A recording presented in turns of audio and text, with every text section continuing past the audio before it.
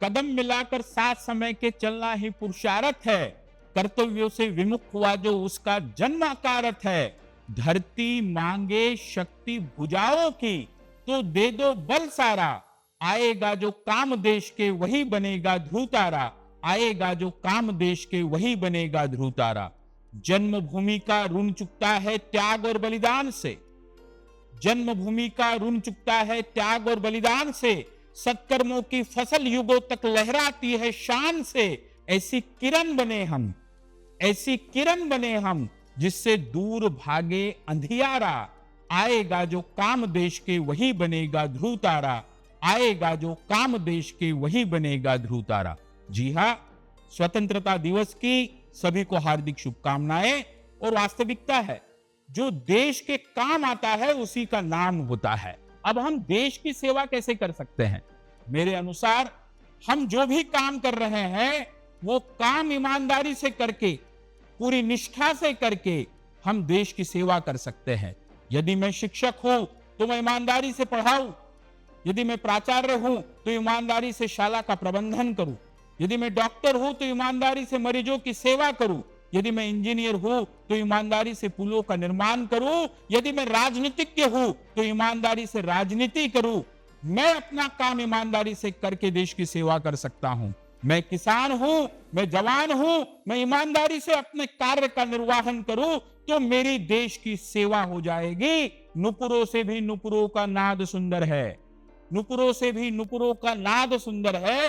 राम से भी राम का नाम सुंदर है। आप सुंदर हो सो सही, पर आपसे भी आपका काम सुंदर है।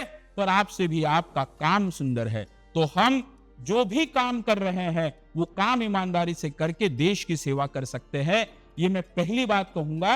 और दूसरा मैं आपसे एक और कहना चाहूंगा। एक जगह बहुत अच्छा लिखा है कि कुछ बात है कि हस्ती मिटती नहीं हमारी। कुछ बात है कि हस्ती मिटती नहीं हमारी। सदियों रहा है दुश्मन दौरे जमा हमारा। ईरान मिस्र रोमा सब मिट गए जहां से। बाकी मगर है अब तक हिंदोस्तां हमारा। बाकी मगर है अब तक हिंदोस्तां हमारा। क्यों? उसका कारण यह है कि अभी भी हमारी सभ्यता और संस्कृति को हमने बचाए रखा है। हमारी सभ्यता संस्कृति मातृदेवो भव, पितृदेवो भव, आचार्य देवो भव, अतिथि देवो भव के सिद्धांत पर चलाती है। हमारी सभ्यता संस्कृति हमको जोड़ना सिखाती है, तोड़ना नहीं सिखाती। भारत जैसे देश में यदि किसी महिला का भाई नहीं है तो क्या उस महिला के बच्चों का मामा नहीं है? भारत जैसे देश में यदि किसी महिला की बहन नहीं है तो क्या उस महिला के बच्चों की मौसी नहीं है? ये भारत में संभव नहीं है, क्योंकि यह चंदा को भी मामा कहते हैं और बिल्ली को भी मौसी कहते हैं। ये देश जोड़ना सिखाता है, हम कनेक्ट करना सीखे। मंदिर में दाना चुगकर चिड़िया, मंदिर में दाना चुगकर चिड़िया, मस्जिद में पानी पीती है। मैंने सुना है राधा की चुनरी कोई सलमा बेगम सीती है। एक रफी था महफिल महफिल रघुपति राघव गाता था। एक प्रेमचंद बच्चों को ईदगाह पढ़ाता था। कभी कन्हैया की महिमा गाता, कभी कन्हैया की महिमा गाता। रसखान सुनाई देता है औरों को दिखते होंगे हिंदू और मुसलमान। मुझे तो हर शख्स के भीतर बस इंसान दिखाई देता है। मुझे तो हर शख्स के भीतर बस इंसान दिखाई देता है।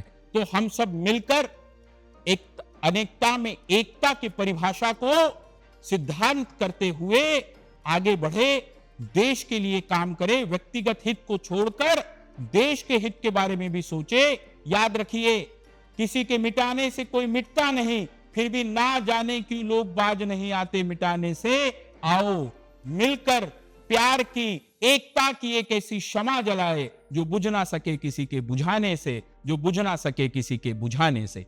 पुनः स्वतंत्रता दिवस की हार्दिक शुभकामनाएं। जय हिंद, जय भारत।